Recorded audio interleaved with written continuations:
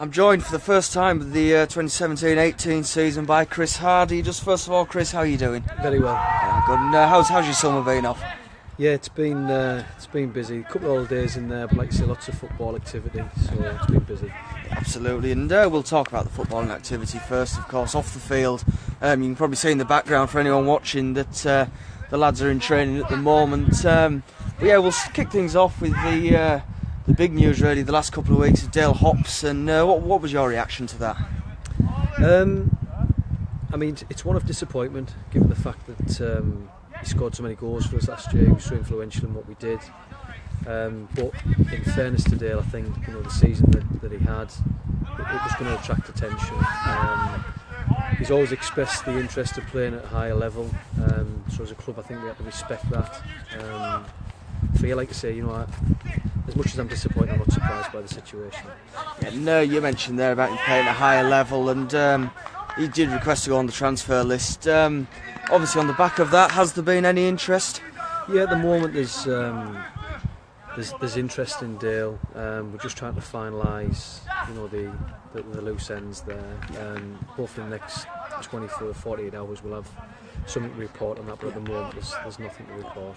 Yeah, no problem. This evening, of course, I've been welcoming questions from supporters, Chris. So we'll go with the first one. Devon Robson being in touch. Have you got an eye on any new players to expand our attacking options when Dale goes?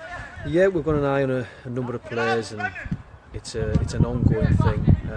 It may well go deep into the pre-season for us bringing players in, but there's certainly talks ongoing at the moment. There's targets. It's just not as straightforward as bringing people in, in the time scale that maybe we would like to. So it's making sure that we make the right choices without having knee-jerk reactions to bringing players in for the sake of it. So, like I say, it's a thought-out process. Yeah, and another one here from Mike Thompson. Another one on the impending departure of Dale Hopson. Do you foresee that affecting the way that Whitby play in terms of the attacking? I mean, Dale was a spark. Dale gave us something that unlocked defences. He gave us something that was a catalyst for the team to go on and win games. From a playing point of view, the style of play, it would be no different. Yeah. It's we're structured to play in a certain way with certain personnel.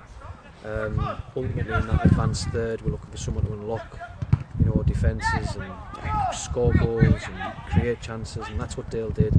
So, like I say, we've got to go somewhere towards replacing Dale in that respect. But from a style of play point of view, that won't change. Fair enough. And then Harry Wales in touch as well. Do you think that we maybe have a ready-made replacement for Dale in Davy Carson? Very possibly. I've been speaking with Davy over the last couple of days, and like I say, I think there's going to be a little bit of onus on Dave to step up to the plate and be available week in, week out, and perform week in, week out. He's a talented kid, and maybe he's, the limelight that Dale got last year may well shift onto Davy Carson or potentially somebody else within the side, but Davy's certainly a match winner for us. Yeah. And we'll keep on the theme of recruitment for now. We've got a couple of fans asking how the open trials last week went. Yeah, they went well. We've, I mean, the age group was very young. On the back of that, we've invited a few of the players back to be involved with the pre-season. One of them as we go along. So yeah, like I say, it was a good session. It was well attended. Like I say, we've got a few people participating in pre-season as we speak. Yeah, and another question that a few fans are asking as well is in terms of recruitment. I've got one from the forum here of Wyville when I find it. Obviously, can the manager confirm that promotion is an absolute priority this season? And if so, will new players be brought in to be able to achieve that goal? Obviously, what we're looking to do is try and improve on last season. So if that can get us in the playoffs, then that will be a successful season. We said, obviously, last year, we said that a consolidation season, and then obviously playoffs. So that will be the aim. If we can get in the playoffs, if we can do better than the playoffs, then brilliant. But ultimately, the playoffs will be the aim. And I think on the back of the playoffs being a realistic target for ourselves, we do need to recruit in certain areas, and that's something we'll do before the season starts. Absolutely. And then Andrew Snaith as well, he's been in touch. Any news on players not on the retained list? The players that are not on the return list are the likes of Anthony Hume. It's pretty much sure the non-contract players. The non-contract players will be staying with us. The only exception to that is Mark Robinson, who over the last 24 hours has agreed to go into Gisborough, based on the fact that Gisborough were going to offer him more game time. I think it was something that appealed to Robbo, given the fact that the plane was high on his list of priorities. Gisborough have ticked the boxes there. So it's a deal that, like you say, is going through imminently. We wish Robbo obviously all the best. A great servant to the club. Like you say, hopefully things work out for him down at Gisborough. Yeah, fair enough. And then sort of on the back of that, Robbo played quite a big part in the coaching system last year. Chris, is there any plans to maybe bring someone else in that respect? Yeah, it's something we'll have a look at.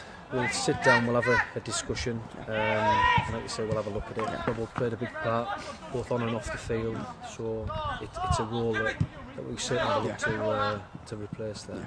And Paul Scott leaving the club as part of the backroom team last season, Chris, and the Blues are having a physio for quite a while. Is there any progress on that front? Yeah, there is a little bit of progress. We can't go public with it as of yet for some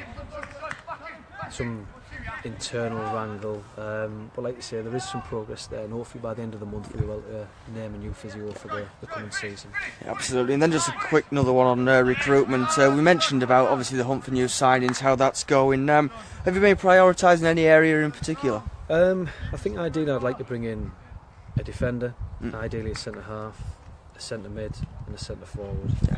If I can bring in players for them three key positions, I think that's going to strengthen the cause there. Yeah, absolutely. And then we'll move on to the pre-season schedule. Obviously, we started training this weekend, Chris. Just give us a little bit of insight into how that's going to work, how much fitness, how much ball work there's going to be. There'll be a 50-50 split. It'll be structured in terms of it'll be progressive, as to the intensity of the fitness levels. Obviously the ball work will stay constant all the way through. Come the start of the friendlies, then we'll be looking for match practice and obviously match tempo, and obviously everything we're doing prior to that will just complement it. And in terms of the pre-season schedule, obviously starting against Billingham Town on the 15th of July, Chris, are you happy with how the schedule's shaped up? Yeah, absolutely. It's very similar to last year. I think the quality of opposition is noticeably better this season, which obviously will get more out of the boys. They'll get more interest from the terraces. So like I say, it's a good pre-season. Yeah, absolutely. Names like AZ Alkmaar in there, and potentially a game against Celtic or Newcastle as well. It's good to have those big names alongside teams like Billingham Town from the Northern League. Yeah, fantastic. I mean, we can use the games obviously in different ways against different opposition for different outcomes. So like I say, it's really positive that we've managed to get such a comprehensive pre-season friendly schedule there. Yeah, absolutely. And Andrew Snaith as well, just asking, have we got any plans for playing Middlesbrough's under 23s at any point again? Unfortunately, we've had to backheel it. We offered them a date early doors. They weren't able to give us confirmation on the date. They've come back to us recently. We've had to decline it based on the fact that we're fully booked. Yeah. It'd have been unfair to the boys. The date they were looking for, it would have meant playing 4 games from Saturday to Saturday, and like I said, it'd been unfair on the boys to do that. Yeah, fair enough. And so if we just quickly move things on, then I've lost where I'm going there. But yeah, other plans as the season comes up, Chris. Obviously, we mentioned about signings and all the usual stuff and the pre-season training. Is there anything else in the offing that's going to help you out in your role? In what respect? In terms of things like analysis, everything like that in the back room. I think obviously we have been talking about some analysis, trying to get people in to carry out the roles. That's a different kettle of fish. Obviously, the more support we can get, from like an external point of view, the better really for the playing side. But again, it's down to personnel and can we bring the right people in to do the right jobs. Absolutely. And then obviously just looking on, another bit of news that came out of the club was the statement regarding the North Riding Senior Cup final and the support there. Obviously a noisy support, a raucous one for Whitby, but a little bit of disorder there. Have you got any advice for supporters that do want to come to games and make a noise? I think the support that's in question, I think, is key for Whitby Town going forward. But I think at the same time, the support that's in question also needs to take some responsibility for the behaviour.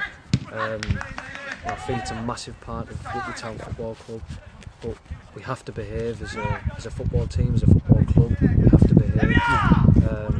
It was a bit disappointing, given the fact that the night was a real success, that we're talking about the wrong things, really.